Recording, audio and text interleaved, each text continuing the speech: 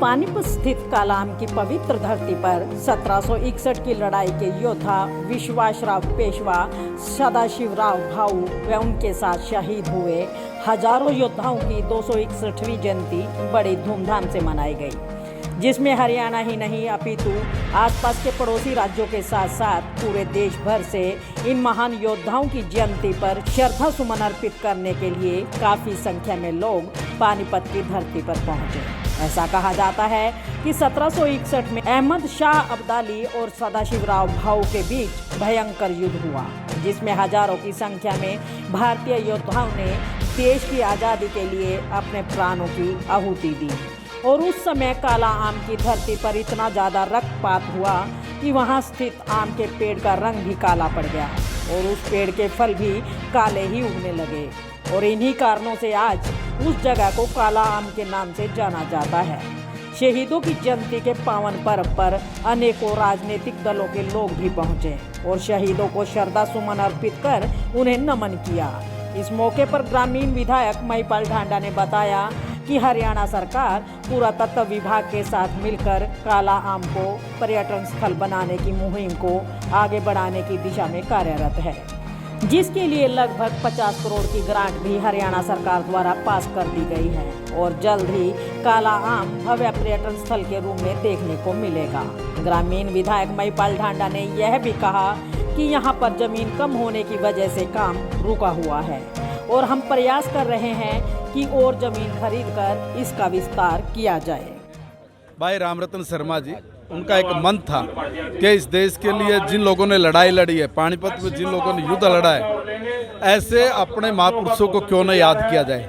और उसी बेला में, उसी कड़ी में ऐसे महापुरुषों को, ऐसे शहीदों को नमन करने का कार्यक्रम उन्होंने रखा और उसमें तय किया गया कि हमारी जो कम्युनिटी है, ब्राह्मण समाज है, ब्राह्मण समाज के लोगों को हम लोग बुला के ये याद दिलाएं कि भाई खाली यहाँ पर ऐसा नहीं है कि भाई दूसरे लोग ही लड़ाई लड़ते रहे हैं, हमारे समाज के लोगों ने भी कंधा से कंधा मिला के इस समाज की लड़ाई लड़ी है। और बहुत अच्छा है कि भाई अपने समाज के ऐसे महापुरुषों के बारे में बोलना, बताना बहुत अच्छी बात है। भाई ने बहुत सफल कार्यक्रम का आयोजन कराया और आयोजन करा के एक चीज़ और भी मैसेज दे दी कि भाई खाली ब्राह्मणों में कुछ गिने चुने ठप्पे वाले नेता नहीं है, यहाँ पे बाकी भी ऐसे लोग हैं जो ज़मीन के ऊपर रह के ऐसा काम करते हैं, जो समाज को अच्छे से जोड़ने की ताकत रखते हैं। भाई रामरतन में कुव्वत थी, क्वालिटी थी कि उसने तमाम जो ग्रुप हैं समाज में भी उनको भी एक किया और हमारे जैसे लोगों को बुला कर हमारा भी सम्मान किया। भाई का बहुत बहुत धन्यवाद। ये कार्यक्रम रामरतन जी ने तो करवा दिया, लेकिन आज तक हमारे जो स्थानीय नेता हैं उन्होंने क्यों नहीं सोचा इस समाज के बारे में, शहीदों के बारे में? देखिए, सरकार लगातार करती है, हर साल यहाँ पर कार्यक्रम आयोजित होते हैं और महाराष्ट्र से भी लोग चल के आते हैं। आज तक तो इसका तो कालाम का तो स्थान का नाम ही निशान मिटा हुआ था। ये तो हम आए, मैं ही आया हूँ। मैंने आके कालाम के उद्धार के लिए सरकार से बात की, पुरातत्व विभाग के लोग भी और हरियाणा की गवर्नमेंट भी इसके उद्धार के लिए काम कर रही है। और साथ ही साथ यहाँ पर हमें और ज़्यादा लैंड की आवश्यकता थी, उस लैंड को भी हम लोग एक्वायर करने की चर्चा चल रही है। इसलिए हम लोग पूरा प्रयास करेंगे, हम लोग इसमें ठीक ठाक काम करें। मतलब जैसा कि कहते हैं पर्यटन के रूप में, अगर पर्यटन के रूप में अगर इसको स्थापित किया जाए तो काफ़ी अच्छी जगह है, लेकिन कहीं ना कहीं यहाँ आने वाले को यहाँ पर कोई सुविधा नहीं मिलती, उसके चलते लोग बड़ा कम आते हैं यहाँ पर। कुछ ऐसे प्रयास किए जाएं ताकि पर्यटन स्थल बन सके हमारा। पर्यटन स्थल ही बना रहे हैं, इसको बना रहे हैं। उसमें पुरातत्व विभाग में कुछ फाइलें गई हुई है, इसलिए अब फाइल ठीक से बनते ही आते ही उस पर काम चालू है। और यहाँ पर लैंड की कमी है, इसलिए हमने इसकी जगह पे एक शहीद स्मारक बनाने के लिए शहर में दूसरी जगह भी बातचीत की हुई है। उसका भी 50 करोड़ रुपए उसके भी पास हुए पड़े हैं। बहुत जल्दी वहाँ पे हम लोग उस पर काम शुरू करेंगे। कब तक हो जाएगा? बहुत जल्दी करते हैं। इस पर कोई किसी ने थोड़ा केस वेस डाल दिया था, इसलिए वो अटका हुआ था।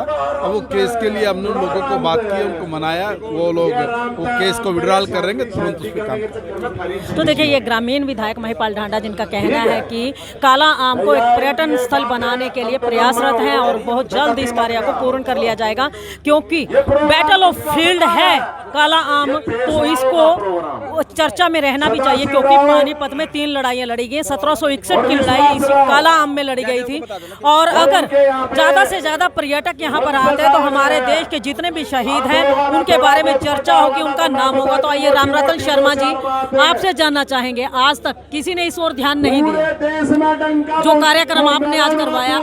मैं तो एक बात बताना चाहता हूँ, मैं असली ब्राह्मण हूँ, और वो ब्राह्मण हूँ जो 36 बिरादरी को साथ लेकर चल रहा है। और मेरे अंदर मेरा कोई वंशज न भूल जाओ तो मेरा जिंदा रहने का कोई फायदा नहीं। ये मेरे वंशज थे जिन्होंने लड़ाई लड़ी, तो 1761 की जो लड़ाई लड़ी 261 साल बाद इनका सम्मान दिलाने का काम किया, और इनकी मूर्ति स्थापित करवाएगा छोड़ेंगे, और जुनसी का सर प्रोग्राम की रहेगी उसने आगे पूरी करेंगे। धन्यवाद। अभी महिपाल ढांडा जी से बात हो रही थी कि इसको एक पर्यटक स्थल बनाने की कोशिश की जाए, उनकी मांग रखी है, और विधायक जी ने कहा कि इस मांग को मैं पूरा करूंगा, ताकि काले आम की ऐसी दुर्दशा ना हो। तो ब्राह्मण समाज का कुछ सहयोग रहेगा उसमें? हाँ, पूरा सहयोग रहेगा। ब्राह्मण समाज करवाएगा, सरकार काट के करवाएगा ब्राह्मण समाज। आप सभी देख रहे हैं यहाँ पर ब्राह्मण समाज का कार्यक्रम चला, लेकिन नवीन जैन जो एक मोटिवेशनल स्पीच यहाँ पर उनके द्वारा दी जा रही है, कहते हैं कि गरीब इंसान अपने मन से होता है, अपनी आत्मा से होता है। अगर आपका मन और आत्मा मजबूत है, अपने दिमाग का संतुलन आपका मजबूत हो, तो आप किसी भी दुविधा को पार करके आगे बढ़ सकते हैं। तो आइए, एक छोटी सी बच्ची है 7 साल की, रनिंग में उसने वर्ल्ड रिकॉर्ड बनाया है। उनके पिता हमारे साथ, उनसे जानना चाहेंगे क्या कहना चाहेंगे आप की बेटी जो है वर्ल्ड रिकॉर्ड बना के आई है। क्या कभी सोचा था कि ऐसा? नहीं सोचा तो नहीं था, लेकिन बच्चे में टैलेंट है तो किया है, तो उसके लिए अच्छा लगा। आप क्या काम करते हैं? मैं कुछ नहीं करता, मैं गुड़िया की प्रैक्टिस कराता हूँ। गुड़िया की प्रैक्टिस कराता हूँ बस। गुड़िया की प्रैक्टिस करते हो, तो घर का गुजारा कैसे चलता है? मम्मी ट्यूशन पढ़ाती है। अच्छा, मम्मी इसकी ट्यूशन पढ़ाती है। और जैसा कि अभी कह रहे हैं नवीन भाई, कहते हैं हौसलों से उड़ान होती है। जी बिल्कुल। तो वही कहीं आपके साथ है? जी बिल्कुल, ऐसा है, फैमिली की सपोर्ट मिलती है और बच्चे के लिए तैयारी का टाइम मिलता है, तो अच्छी तैयारी है। क्या संदेश देना चाहेंगे जो युवा पीढ़ी है हमारी, जो कहती है कि मुझे तो ये फैसिलिटी नहीं मिली इसीलिए आगे नहीं बढ़ पाया? नहीं, ऐसा तो एक भावना है कि फैसिलिटी नहीं मिलती। अब आजकल क्या कर रखा है, हर एक पेरेंट्स ने बच्चों के हाथों में फ़ोन दे रखे हैं। उस फ़ोन को दूर करो और अपने बच्चों का टैलेंट देखें। वो किसी चीज़ में भी हो सकता है, पढ़ाई में भी हो सकता है, खेल कूद में भी हो सकता है, किसी भी फील्ड में निकल सकता है बच्चा। ये इकलौती बिटिया है या और बच्चे भी हैं? नहीं, एक और गुड़िया है, वो 6 महीने की। अच्छा, दोनों गुड़िया हैं? जी तो 2 गुड़िया हैं। जी। आगे दूसरी बेटी को क्या करवाने का इरादा है? वो रेसलिंग में जाएगी। ये डीसी का ही प्लान है, हमारी गुड़िया का ही प्लान है कि वो रेसलिंग में जाएगी शायद। जी। तो मतलब आप लगभग ये चाहते हैं कि दोनों वर्ल्ड में अपना अपना नाम करें? जी बिल्कुल। कौन पेरेंट ऐसा नहीं चाहेगा कि बच्चा नाम ना कमाए, नाम ना करे, देश के लिए कुछ करने का हर एक में जज्बा होता है। हरियाणा में तो खासकर अब देख लो, कॉमनवेल्थ में ज्यादातर मेडल हरियाणा के ही हैं ज्यादा। आज ये कार्यक्रम किया जा रहा है ब्राह्मण समाज की तरफ से, इसके लिए क्या कहेंगे? ये एक मतलब समाज को इकट्ठा करने का है, और अपने जो ये है इन्होंने करवाया है, बहुत अच्छा लगा। हमें भी बुला के मतलब सम्मानित कराया गुड़िया को, तो बहुत अच्छा लगा। क्या नाम है आपका? क्या कह रहे हो? आपका नाम क्या? मेरा दिनेश वशिष्ठ। दिनेश कहाँ के रहने वाले? सापला से, रोहतक सापला। अच्छा, मतलब सांपला से आए हो आप? जी बिल्कुल। कुछ मैसेज देना चाहोगे युवाओं को? मैंने बता दिया कि युवा अगर फोन छोड़ेंगे और कुछ करेंगे तो हर एक कोई कुछ ना कुछ कर सकता है, हर एक। तो देखिए, यहाँ पर ये भाई सांपला से आए हैं और इनका कहना है कि 2 बेटियां हैं इनके पास में। जैसा कि आज आप देखते हैं कि बेटियों के प्रति लोगों की सोच ये रहती है कि बेटियां ज़्यादा पढ़ लिख जाएंगी तो क्या करेंगी, लेकिन इस भाई ने बड़े बड़े साफ लफ्ज़ों में एक मैसेज दिया है कि बेटियां चाहें तो कुछ भी कर सकती हैं। जैसे 7 साल की बेटी जो है, उन्होंने दौड़ में इंटरनेशनल रिकॉर्ड बनाया है, तो इनका कहना है कि दूसरी बेटी रेसलिंग में जाना चाहती चाहती है।